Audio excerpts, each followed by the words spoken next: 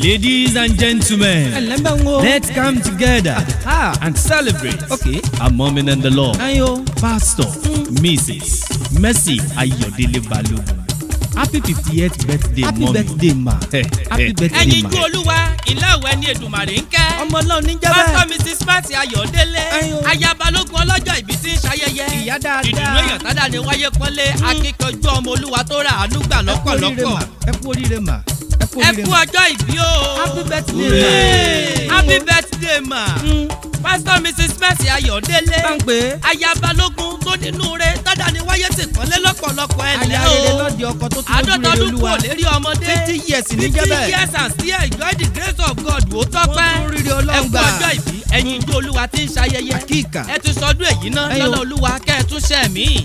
Ọjọ́ ìbí yín ló wọlé dé kẹ́ ẹ lò nínú àkókò tó rere gbogbo ni. Amen. Òjò kan rọ̀ kó paná èkórí. Láíláí. Ọmọ aráyé ò ní paná fàájì ẹ̀yin kẹ́ ẹ Àmín kọ́ o. lọ kọ́ni kése kẹ́ ẹ Àmín o. dàgbà bí ara òwúrọ̀. Ẹ kú ọjọ́ ìbí mọ̀mọ́. Ìdùnnú Pásítọ̀ Dr. Báyọ̀ Balógun àwọn bá yín dúpẹ́. Woman in We the celebrate the Lord. grace of God upon your life mọ̀mọ́. Ó tún fẹ́ èbó. Ìrìn àjò kúrò ní màjèsín ọba Olúwa ní ń kó ni yọ. Many are the afflictions of devil ọba Olúwa ní ń wo ni dàgbà ń dún níyàn. Sáàmù rọra là ní. Ọjọ́ àbà ìgbọ́nrẹ́lé ọ̀tá ń kọ́ ọjọ́ àrèlé abínú ẹni tún jẹ. Ọlọ́run ló ń ṣe. Ọ̀pọ̀ èèyàn ní roni kún wàhálà láyé ń bí. Ọba Olúwa ní dání sí o kì í ṣe èèyàn. Olúwa ṣeun. Ẹ ti rírí Olúwa ìbànújẹ́ ò ní kàn yín láéláé. Àmín Ọlọ́run. Iṣẹ́ ìrántí ò ní tọwọ́ yín bàjẹ́. Àmín. Ojú Olúwa ò ní sọnù lọ́ọ̀dẹ̀ yín. Bá ń ṣàdúrà Ìyá fún. Olúwa ni àwa ń bá yín dúpẹ́ Ìyá àwọn lẹ́yìn. ọmọ À ń rere. bá yín yọ̀ nínú ọlá Olúwa. Ẹ kú ọjọ́ ìbí ìyá Olúwa tó ní. Ẹyin. Ìyá Olúwa Bùsáyọ̀ kẹ́ ẹ dàgbà léèpẹ̀. Àmín, àmín, Happy àmín. birthday Ẹ kú ọjọ́ kẹ́sẹ̀ mi ìbí nínú mọ̀mọ́. ọlá ńlá. Àmín More o. celebrations in good health, riches and wealth. Lọ́lá Àmín Olódùmarè ọba. Àmín, àmín. Ẹ̀yin ti fi bí ìkọ̀kọ̀ gẹ́ ògo ṣe bùgbé. Lọ́lá Bẹ́ẹ̀ni. Olúwa ojú yín ò ní rí bí láéláé. 91 ló sọ bẹ́ẹ̀. Ẹgbẹ̀rún oṣù búlákọ̀ ọ̀tún. Aha. Àtẹgbàrún náà kò sí ẹ̀yìn. Ilé Àlàní. Bẹ́ẹ̀ ni wọn ò ní súnmọ́lé yín lọ́lá Lọ́rọ̀ Jésù ọ̀nà ìdí. Olùgbàlà.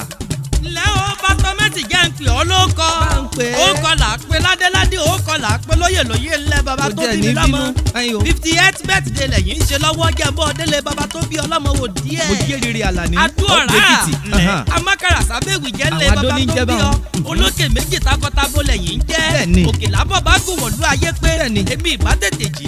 Bàbá Bàbá rẹ̀ rẹ̀ bí jẹ́ àgbọ̀n lé bàbá ẹ̀yìn. Ah, Èkìtì ẹyin o. òkùnkùn ní fẹ́ràn ọkà bí iyán Láíláí láíláí. ó ṣèwọ̀. Bí yẹn mọ bí ń tin bí òjè kúrọ́ lọ. Ẹyin. Èmi á bá yín jẹ́ Àjọ nílé débẹ̀ lọ bá bàbá tó wọn bí jẹ́ yín nílé lọ́mọ. bàbá tó bí ni. Ẹni ọba ń kẹ́ Ẹhẹ́. ẹ̀yin jú Olúwa. Ẹyin o. Àrídùnnú Jésù Ó Kristi tún ọba ti wọnú mi òkè. Jésù. Ọmọ ọlá ẹni olúrí tó ṣe lóore tí ń Àbí? jẹ́ Aya Balógun. Olúwa ṣeun. Ẹni àánú Olódùmarè pọ̀ fún títí tí ń já Mercy Àánú dúníyàn. ìpọ̀, àánú ìpọ̀. Àkàndé Olódùmarè náà ti rí Olúwa lápá yóò lè kálẹ̀ yìí Ọlọ́run ló jẹ́. mọ̀ rí Àyànfẹ́ bẹ́ẹ̀. Jésù Kristi tẹ́rẹ̀ mọ lóge. o. Ọlọ́kàn tútù bí àdàbà eyín fún jowó. Ǹjẹ́ Àlàní? Amúlára bí òòlò Aya Balógun. Ọpẹ́ fádá ni wáyé Èdùmàrè tó ṣe gbogbo ẹ̀ bẹ́ẹ̀. Ọlọ́run ló jẹ́ Ẹ orí ti sọdún bẹ́ẹ̀. èyí náà kẹ́ ẹ Ayọ̀. tún tẹ̀mí nínú ọlá Olúwa. Àmín, Àmì àmín, àtàmì àmín, ẹ̀. àmín Ọlọ́run. Happy birthday to you o. birthday. Ilé bàbá mi yá.